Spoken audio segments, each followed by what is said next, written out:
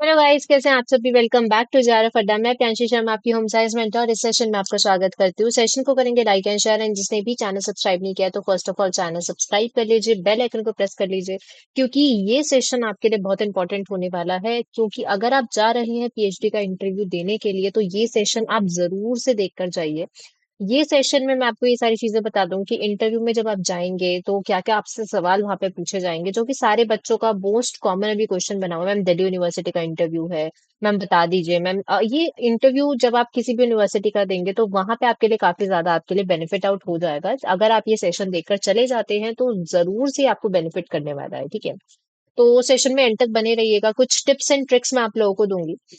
तो भाई मैं आपको पेपर वन में पीडी कवर कराती हूँ, that is people development and environment वाला यूनिट, एंड पेपर टू में होम साइंस कवर कराती हूँ। पीडी का जो आपके साथ मेरे साथ सेशन रहता है भाई, वो रहता है सैटरडे संडे को दोपहर में 3 बजे। एंड जो आपका मेरे साथ होम साइंस का सेशन रहता है, तो अपने दो सेशन रहते हैं भाई, ठीक है। तो मंडे टू फ्राइडे अपने दो सेशन रहते हैं। एक रहता है आपका 6:30 बजे, एंड दूसरा सेशन आपका रहता है मेरे साथ, वो रहता है आपका 8 बजे। तो 8 बजे एंड 6:30 बजे शाम में आप मेरे साथ जुड़ना ना भूलें। सो हम थ्योरी भी करते हुए चल रहे हैं, विद ऑल ऑफ दिस हम क्वेश्चन आंसर्स की प्रैक्टिस भी करते हुए चल रहे हैं। प्रीमियम बैचेस का अगर आप हिस्सा बनना चाहते हैं तो जरूर से बन सकते हैं भाई। इतने सारे फीचर्स आपको यहाँ पे देखने के लिए मिल जाएंगे। Structure study planner, live video lectures, one on counselling, comprehensive notes, PYQ detail में एनालिसिस के साथ आपको मिल जाएगा। काफी ज्यादा, अगर आप किसी भी देखो सेट एग्जामिनेशन की भी तैयारी कर रहे हो, आपको स्टेट पीसीएस एग्जामिनेशन की तैयारी कर रहे हो, आपको पता है कि अब आगे आपका यूपीपीएससी शेड्यूल है, एचपीएससी आएगा, आरपीएससी आएगा। तो अगर किसी भी ना आरपीएससी और या फिर किसी भी स्टेट पीसीएस एग्जामिनेशन में आप होम साइंस, जिसमें आपका असिस्टेंट प्रोफेसर की अगर आप तैयारी कर रहे हो, तो आपके लिए ये आपका वन स्टॉप सॉल्यूशन रहने वाला है।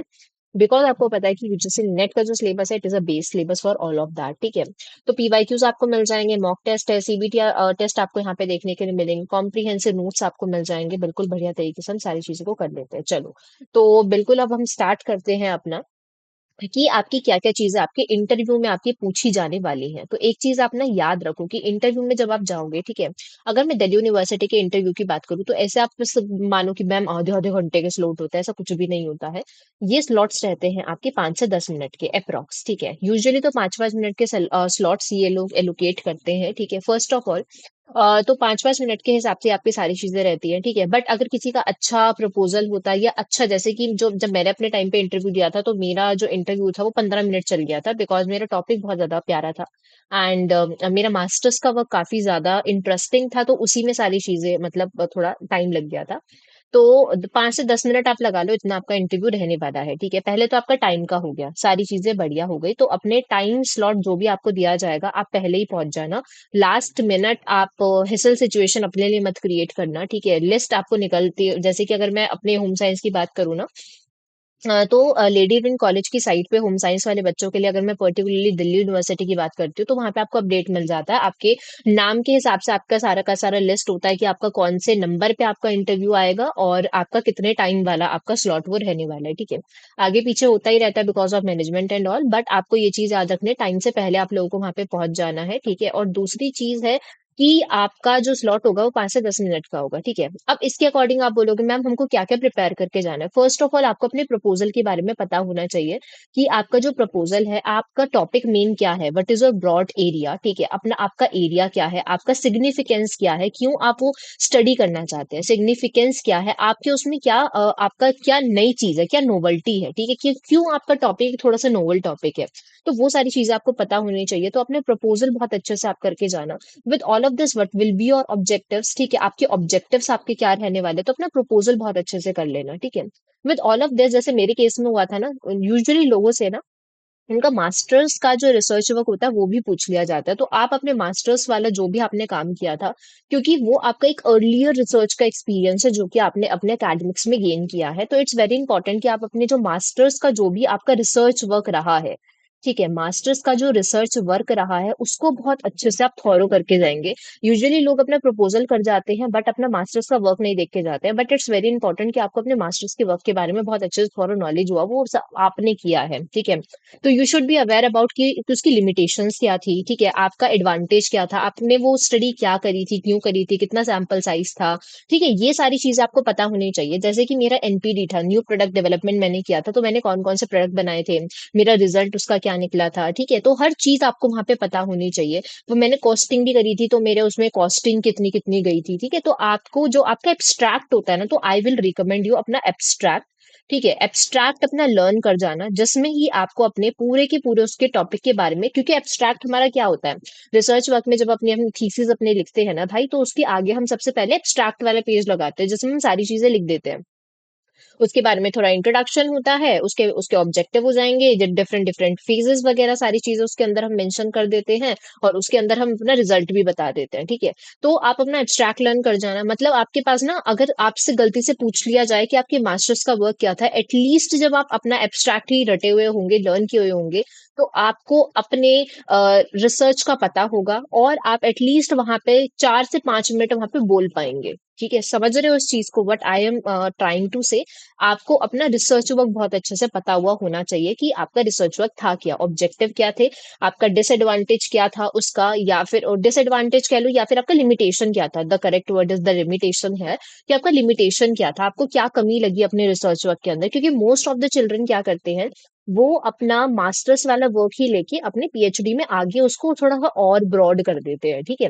बहुत सारे बच्चे ये भी काम करते हैं। तो अगर देयर इज अ लिंक, तो आपको तो अपना मास्टर्स का वर्क बिल्कुल अच्छे से पता होना चाहिए, ठीक है? अपने मास्टर्स के वर्क को बहुत अच्छे से पढ़कर जाना, समझ कर जाना, ठीक है?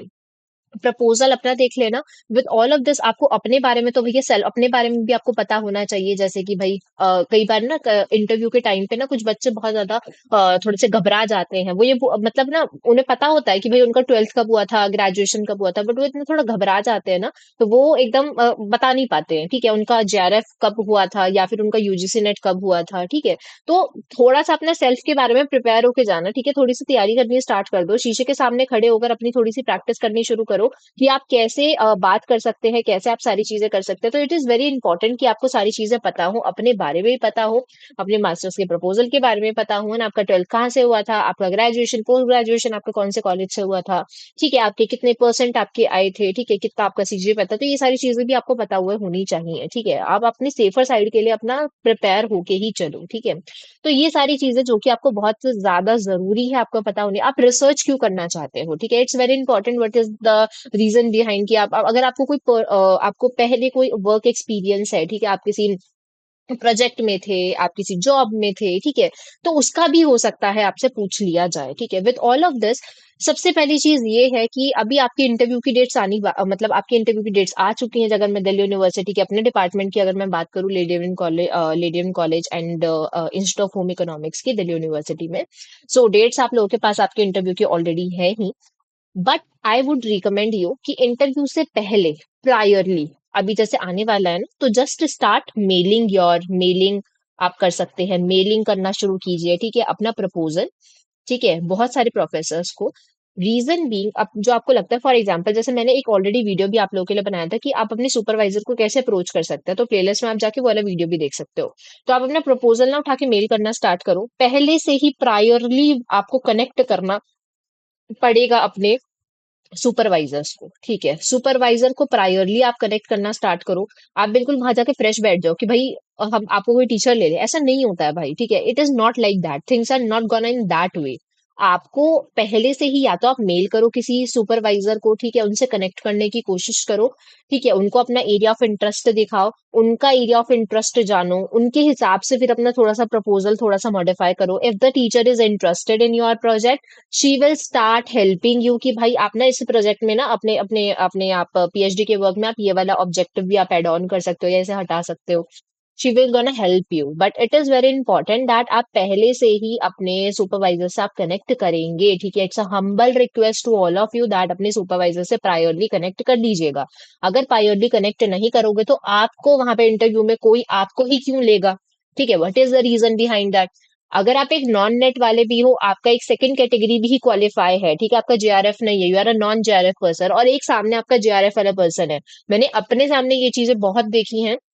अगर एक नॉन जेआरएफ वाले बच्चे ने पहले से ही सुपरवाइजर को अप्रोच किया हुआ है ना, the teacher will take that non JRF वाला बच्चा। समझ रहे हो? तो ऐसा मत समझना कि आपके लिए कुछ नहीं है, कुछ भी नहीं है, ऐसा कुछ भी नहीं है। आपके लिए भी सीट्स है। ये आपका क्यूरोसिटी अगर आपका टीचर को दिखेगा कि हाँ आप रिसर्च करना चाहते हो, she will gonna pick you, ठीक है, ओवर द जेआरएफ वाला बच्चा। सो इट्स वेरी इंपॉर्टेंट कि अगर आपका जेआरएफ है तो आपके पास तो एक अपर एडवांटेज ऑलरेडी है ही, तो आप जाके अपने सुपरवाइजर से अप्रोच करना स्टार्ट करो। जो सेकंड कैटेगरी वाले बच्चे हैं जो भी ये वीडियो देख रहे हैं, भाई आप लोगों के पास भी चांस है, ठीक है, 8 से 12 सीटें होती हैं नॉन नेट, जो आपके नॉन जेआरएफ वाले बच्चे होते हैं। एंड दिल्ली यूनिवर्सिटी में जैसे जो नॉन नेट का एक आपका फॉर्म होता है जहां पे आपको 8,000 पर मंथ दिए जाते हैं, जेआरएफ के आपको पता है कि आपका क्या होता है, 38,000 37,000 प्लस आपका एचआरए होता है, सो वो अलग चीज होती है। पर नॉन नेट वाले बच्चे को भी स्कॉलरशिप मिलती है 8,000 रुपीज की, ठीक है। अपना एनरोलमेंट तो कर जाओ, साथ साथ तैयारी करते रहना पीएचडी के साथ साथ, ठीक है। तो ये चीज आप कर सकते हो। तो इट्स वेरी इंपॉर्टेंट दैट आप प्रपोजल अपना बना के अच्छे से सुपरवाइजर से कनेक्ट करने की कोशिश करो, ठीक है। जो भी आपकी ड्रीम यूनिवर्सिटी है वहां पे जाओ, सुपरवाइजर्स को अप्रोच करो। ऑलरेडी वो वाला मेरा वीडियो देख लेना कि कैसे आपको अप्रोच करना है, मैंने पूरा प्रोसीजर वहां पे समझाया है, कैसे आप मेल पे जाते हैं, मतलब कैसे आप साइट पे जाते हैं, कहाँ पे कौन से सेक्शन में आपको दिखता है कि कौन कौन से सुपरवाइजर्स है। तो वो वाला सेशन भी भाई लोग आप देख लेना। मेल करना बढ़िया तरीके से, पर प्रायरली सुपरवाइजर से आप मिल आओ, ठीक है। तो जब आपका इंटरव्यू होगा that then the supervisor will pick you up, ठीक है। सो आपकी एबिलिटी के ऊपर डिपेंड करता है कि आप कितना कन्विंसिंग पावर आपके अंदर है, कितने अच्छे से आप खुद को प्रेजेंट करते हैं in front of your supervisor, और कितने वर्दी आप उन्हें लगते हैं, ठीक है, रिसर्च करने के लिए। क्योंकि आप ये चीज जानते हैं कि बहुत सारे बच्चे रिसर्च छोड़ देते हैं। So supervisors also want those candidates, suitable candidates I would say, जो कि रिसर्च वर्क में बढ़िया तरीके से काम भी करेंगे और टिक भी जाएंगे, ठीक है। तो it's very important, right. I hope that this much is clear to everybody. And ये हमारे डिफरेंट प्लेटफॉर्म रहेंगे जहाँ पे आप बड़े तरीके से ज्वाइन मेरे साथ कर सकते हैं। इंस्टा पे कनेक्ट करना चाहते हैं तो प्रियांशी_JRF अड्डा आप इंस्टा पे आप कनेक्ट कर सकते हैं। एंड बहुत सारे ऐसे प्रोजेक्ट्स होते हैं, बहुत सारी ऐसी इंटरनल वैकेंसीज होती है केम अक्रॉस, एंड मैं आपको अपने टेलीग्राम चैनल पे भेजती रहती हूँ। सो आप JRF अड्डा home science by Priyanshi ma'am करके मेरा एक चैनल है, वहां पे आप मेरे साथ कनेक्ट कर जाइएगा, ठीक है। वहां पे आपको बहुत बढ़िया से सारी की सारी वैकेंसीज, एंड आपको टेलीग्राम चैनल पे आपको अब मेरे सारे लिंक्स वगैरह भी मैं शेयर कर देती हूँ। तो thank you so much guys. Session कैसा लगा कमेंट सेक्शन में बता देना, सेशन को लाइक एंड शेयर कर देना। किसी के और भी कोई डाउट होते हैं तो जस्ट पोस्ट है, ठीक है। Bye bye, take care, good night.